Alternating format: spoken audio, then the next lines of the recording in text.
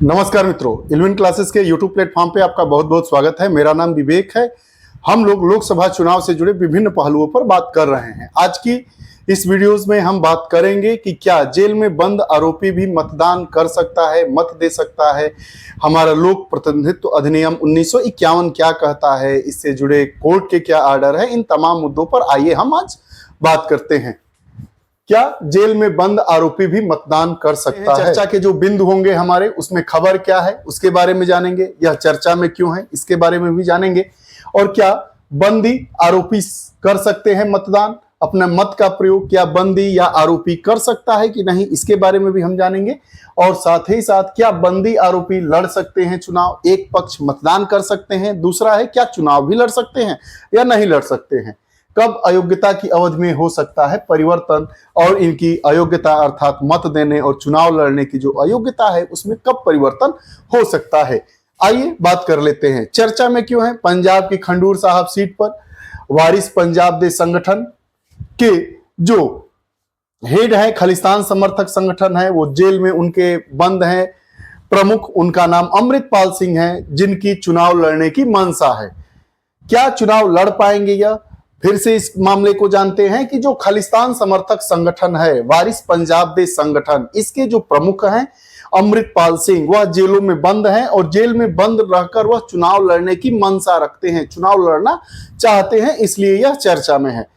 आगामी चुनाव में अपना वोट यह दे पाएंगे कि नहीं दे पाएंगे, क्या यह चुनाव लड़ पाएंगे कि नहीं लड़ पाएंगे, वोट देने के अधिकार और निर्वाचन होने के अधिकार की कानूनी स्थिति क्या है।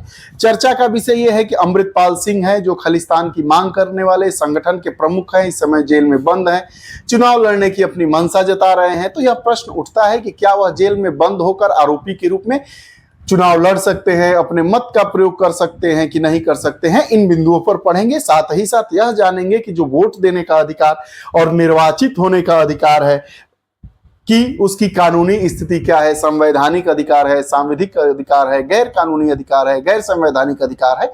आइए एक एक कर विभिन्न पहलुओं पर हम बात कर ही लेते हैं। देने का अधिकार, राइट टू वोट, हम किसको वोट दे सकते हैं, मत देने का अधिकार। स्वतंत्र और निष्पक्ष चुनाव बुनियादी संरचना का हिस्सा माना गया है। हमारे संविधान में स्वतंत्रता पूर्वक चुनाव हो, निष्पक्ष चुनाव हो, या हमारी बुनियादी जो संरचना है, संविधान की बुनियादी संरचना है, जो संविधान का हमारा स्ट्रक्चर है, वो उसका हिस्सा माना गया है। 1975 में एक वाद आया, इंदिरा गांधी बनाम राजनारायण, वही राजनारायण जिन्होंने जेपी आंदोलन वाले राजनारायण, जिन्होंने इंदिरा गांधी की सत्ता को हिला दिया था। तो 1975 में इंदिरा गांधी बनाम राजनारायण वाद में चुनाव करने और चुने जाने के अधिकारों को समान दर्जा प्राप्त नहीं हुआ। इस वाद में निर्णय आया कि चुनाव करने और चुने जाने के अधिकार हैं, the right to elect and be elected को समान दर्जा प्राप्त नहीं हुआ है। यह दोनों अलग अलग प्रकार के अधिकार हैं। 2006 में कुलदीप नैयर बनाम भारत संघ के मामले में यह फैसला आया कि शुद्ध और सरल एक वैधानिक अधिकार, मौलिक अधिकार नहीं है, अर्थात इसे निरस्त किया जा सकता है। यह जो है वोट देने का अधिकार एक वैधानिक अधिकार है और इसे निरस्त किया जा सकता है, मौलिक अधिकार यह नहीं है। यह वैधानिक अधिकार है, वोट देने का अधिकार मौलिक अधिकार नहीं है, इसलिए इसे निरस्त किया जा सकता है विभिन्न परिस्थितियों में। यह हम नहीं, 2006 में कुलदीप नैयर बनाम भारत संघ के मामले में कोर्ट के द्वारा यह निर्णय आया था। हमारा उठता है कि किसको रोका जा सकता है वोट देने से। जब यह हमारा वैधानिक अधिकार है तो किसको वोट देने से रोका जा सकता है? तो जो जन प्रतिनिधित्व अधिनियम 1951 की धारा 62 का उपखंड 5 है, उसमें यह कहा गया है कि कोई भी व्यक्ति किसी भी चुनाव में मतदान नहीं करेगा यदि वह जेल में बंद है। कोई भी व्यक्ति किसी भी चुनाव में मतदान नहीं करेगा यदि वह जेल में बंद है। यह हम नहीं, हमारे लोक जन प्रतिनिधित्व अधिनियम 1951 की धारा 62 का उपखंड 5 में ऐसा विधित है। चाहे वह कारावास की सजा के तहत हो या पुलिस की वैध हिरासत में हो, चाहे उसे कारावास की सजा मिली हो, चाहे पुलिस की वैध हिरासत में अगर उसे जेल में बंद किया गया है, तो लोक प्रतिनिधित्व अधिनियम 1951 की धारा 62 के उपखंड 5 के अनुसार वह मत नहीं दे सकता है।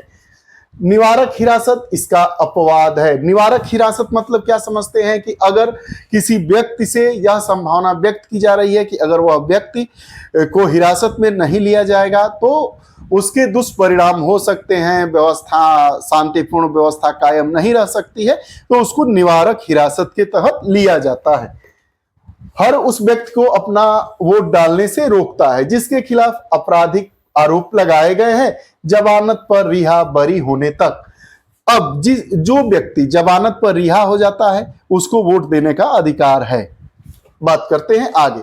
1957 में सुप्रीम कोर्ट में इस पर चुनौती दी गई थी। अनुकूल चंद्र प्रधान वकील, सुप्रीम कोर्ट बनाम भारत संघ। इसमें याचिकाकर्ताओं का क्या तर्क था? याचिकाकर्ताओं का तर्क था कि जो विचाराधीन कैदियों जमानत राशि जमा करने में असमर्थ हैं उनको मतदान करने के अधिकार से वंचित हम नहीं कर सकते हैं। कुछ लोग ऐसे भी लोग हैं जो जेलों में बंद हैं, जो अपनी जो जमानत राशि है वो नहीं जमा कर पाते हैं। तो एक मामला आया, उसमें यह कहा गया कि भाई वो तो अपनी सजा काट चुके हैं, जमानत राशि न होने के कारण वो जेलों में बंद है, तो क्या वो मतदान का प्रयोग नहीं कर सकते हैं?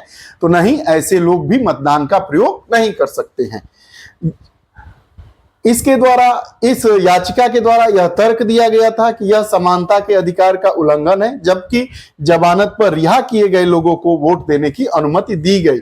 ऐसा नहीं है कि जो जमानत पर रिहा है उसको वोट देने का अधिकार नहीं है, उसको वोट देने का अधिकार है, अनुमति दी गई है। लेकिन ऐसे व्यक्ति जो किसी भी दशा में जेल में बंद हैं उनको मत देने का अधिकार नहीं है। की जो याचिका दायर की गई थी उसको कोर्ट द्वारा खारिज किया गया था और खारिज करने के 4 आधार बता दिए गए। पहला आधार बताया गया कि वोट देने का अधिकार एक वैधानिक अधिकार है और वैधानिक सीमाओं के अधीन रहना चाहिए। वोट देने का अधिकार एक वैधानिक अधिकार है, मतलब विधि के अधीन दिया गया अधिकार है और विधि के अधीन इन सीमाओं को रह जाना चाहिए। और जो व्यक्ति जेल में बंद है, चाहे कारण कुछ भी हो, वो वोट नहीं दे सकता है। उसकी वैधानिकताओं पर प्रश्न चिन्ह उससे लगता है। दूसरी क्या कमी बताई गई, मतलब क्या बताया गया याचिका खारिज करने के बाद कोर्ट के द्वारा कि संसाधन की कमी है। अगर जेल में मान लीजिए कि 100 अपराधी बंद है किसी भी कारणवश, तो अगर उनको मत देने के लिए ले जाया जाएगा तो ले जाने की व्यवस्था, पुलिस व्यवस्था, वहां की व्यवस्था करने में संसाधन उतना नहीं है। ये एक संसाधन की कमी भी प्रमुख वजह है कि जेल में बंद लोगों को मत नहीं दिया, मत देने वो लोग नहीं जा सकते हैं, मत देने से रोका गया है। अपने आचरण के कारण में जेल बंदी व्यक्ति आंदोलन, भाषण और अभिव्यक्ति की समान स्वतंत्रता का दावा नहीं कर सकता। यह नहीं है कि समानता का अधिकार हमारे अनुच्छेद 14 से 19 तक में है, तो ऐसा नहीं है। कोई व्यक्ति अगर जेल में बंद है तो अपने आचरण के कारण ही बंद है। तो आचरण के कारण जेल में बंद व्यक्ति इस प्रकार के अधिकारों का तर्क देकर मत नहीं दे सकता है, यही हमारे कोर्ट ने कहा। अगला एक कारण, जो चौथा कारण बताया गया था कि आपराधिक पृष्ठभूमि वाले व्यक्तियों को चुनाव परिदृश्य से दूर रखने से जुड़ा हुआ यह मामला था। कहते हैं कि क्या जेल में बंद आरोपी लड़ सकता है चुनाव? जनप्रतिनिधित्व अधिनियम 1951 की धारा 8 कहते हैं कि कुछ अपराधों के लिए दोष सिद्धि पर अयोग्यता है, सभी अपराधों के लिए दोष सिद्धि पर अयोग्यता नहीं है। अर्थात जेल में बंद व्यक्ति भी चुनाव लड़ सकता है, लेकिन कुछ ऐसे अपराध है जिसमें निरुद्ध व्यक्ति, जिसमें दोष सिद्ध अपराध व्यक्ति जेल में रहकर चुनाव नहीं लड़ सकता है। यदि किसी आरोपी पर दोष सिद्ध हो जाए तब वह नहीं चुनाव लड़ सकता है। आगे, सजा की तारीख से, जो सजा की तारीख होगी, संसद या राज्य विधानसभाओं का चुनाव लड़ने के लिए अयोग्य घोषित कर दिया जाएगा। चुनाव लड़ने के लिए अयोग्यता रिहाई की तारीख से 6 साल तक है। अगर कोई व्यक्ति मान लीजिए कि 2024 में रिहा होता है तो उसके 6 वर्ष बाद वह चुनाव लड़ने के लिए योग्य होगा। अभी आप देख रहे होंगे उत्तर प्रदेश के जौनपुर के सांसद भी रहे हैं, विधायक भी रहे हैं धनंजय सिंह, वह जेल से रिहा हुए हैं लेकिन चुनाव नहीं लड़ पा रहे हैं, यही वो कारण है। आगे 2016 में एक याचिका दायर की गई जिसमें वकील और पूर्व भाजपा प्रवक्ता अश्वनी कुमार उपाध्याय ने अस्थायी अयोग्यता की मांग की। नवंबर 2023 में शीर्ष अदालत ने सांसदों और विधायकों के खिलाफ आपराधिक मामलों में देरी थी। इसमें 4472 मामले ऐसे थे जो सांसदों और विधायकों के खिलाफ आपराधिक मामलों से देरी से जुड़े हुए थे। सभी हाई कोर्ट के, सभी उच्च न्यायालयों के मुख्य न्यायाधीशों को इन रे डेजिग्रेटेड कोर्ट्स फॉर एमपी, मतलब एमपी एमएलए जो कोर्ट की स्थापना की गई, उस शीर्षक से स्वतः संज्ञान मामला दर्ज कराने का आदेश दे दिया गया। अगला प्रश्न यह उठता है कि क्या अयोग्यता की अवधि को कम या समाप्त किया जा सकता है? जो अयोग्यता की अवधि है 4 महीने, 6 महीने, 6 साल, क्या उसको कम या समाप्त किया जा सकता है? अगर किया जा सकता है तो यह अधिकार किसका है? आइए इस पर भी बात कर लेते हैं। तो जो जनप्रतिनिधित्व अधिनियम 1951 की धारा 11 है, वह यह कहती है कि अयोग्यता की अवधि को हटाने या कम करने से संबंधित है। इलेक्शन कमीशन ऑफ इंडिया अर्थात भारत का चुनाव आयोग 2019 में इलेक्शन कमीशन ऑफ इंडिया ने इस शक्ति का प्रयोग किया था। इलेक्शन कमीशन ऑफ इंडिया के पास यह पावर है, यह शक्ति है कि अयोग्यता की अवधि को कम या समाप्त कर सकता है। किस धारा के अंतर्गत? जनप्रतिनिधित्व अधिनियम 1951 की धारा 11 के तहत। सिक्किम के मुख्यमंत्री प्रेम सिंह तमांग का मामला था, जिसमें अयोग्यता की अवधि को कम करने के लिए किया गया था और इलेक्शन कमीशन ऑफ इंडिया ने ऐसा किया था। अब अगला प्रश्न हमारा है कि क्या अयोग्य विधायक सांसद कब लड़ सकते हैं चुनाव? जो अयोग्य विधायक हैं या सांसद हैं वो कब चुनाव लड़ सकते हैं? आइए इस पर भी बात कर लेते हैं। एक अयोग्य सांसद या विधायक भी चुनाव लड़ सकता है जब उच्च न्यायालय में अपील पर उनकी सजा पर रोक लगा दी जाती है। इसके तहत प्रयास किया जाता है। धनंजय सिंह जो बीएसपी के हैं, 2020 जिला अदालत द्वारा अपहरण के दोषी थे। हाई कोर्ट में अपील, जमानत लेकिन सजा पर रोक, स्टे नहीं मिला है। यदि सजा पर रोक तब लोकसभा चुनाव लड़ सकते थे। यह मामला उत्तर प्रदेश के जौनपुर का है। यहाँ के बीएसपी के सांसद थे धनंजय सिंह। धनंजय सिंह जेल में, बीएसपी के विधायक या सांसद हैं धनंजय सिंह, वो जेल में बंद हैं, जेल से रिहा हो गए हैं, लेकिन वह चुनाव नहीं लड़ सकते हैं। इसी कारण वह चुनाव नहीं लड़ सकते हैं।